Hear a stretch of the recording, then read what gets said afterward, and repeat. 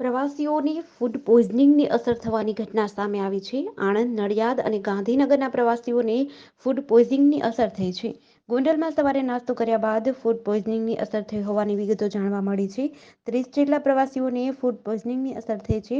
અસર થતાં તમામ પ્રવાસીઓને સારવાર અર્થે યાત્રાધામ વીરપુરની સરકારી હોસ્પિટલે ખસેડાયા છે. તમામ લોકો ગોંડલથી વીરપુર જતી સમયે તેમની તબિયત લથડી હતી.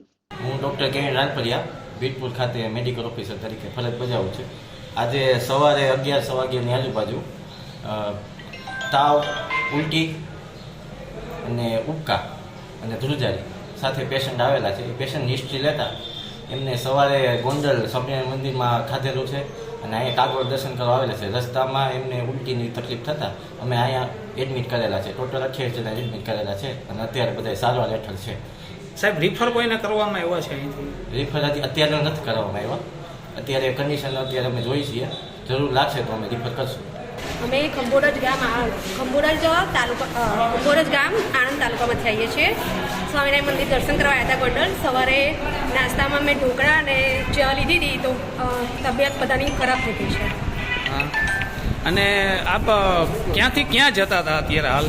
અમે ગોંડલથી વીરપુર આવ્યા. વીરપુર દર્શન કરવા આવ્યા અને વીરપુરથી પાછા જવાના હતા ગોંડલ. હા, એટલે રસ્તામાં તબિયત પ્રશ્ન થયો તો અમે હોસ્પિટલ આવી ગયા. ઓકે. અને આપણે નાસ્તો ખરેખર ક્યાં કર્યો હતો સવારે? સવારે નાસ્તો ગોંડલ મંદિરમાં. ક્યાં મંદિરમાં કર્યો હતો બેન? PAPS સ્વામિનારાયણ મંદિર. સ્વામિનારાયણ મંદિરમાં કર્યો હતો. ઓકે. અરે ત્યાંથી નાસ્તો કરીને બધાની તબિયત લથડી? ત્યાંથી નાસ્તો કર્યા પછી તબિયત 2 જણ અમે સારા કશું નથી તો બીજા 3 જણને તબિયત ખરાબ થઈ ગઈ છે.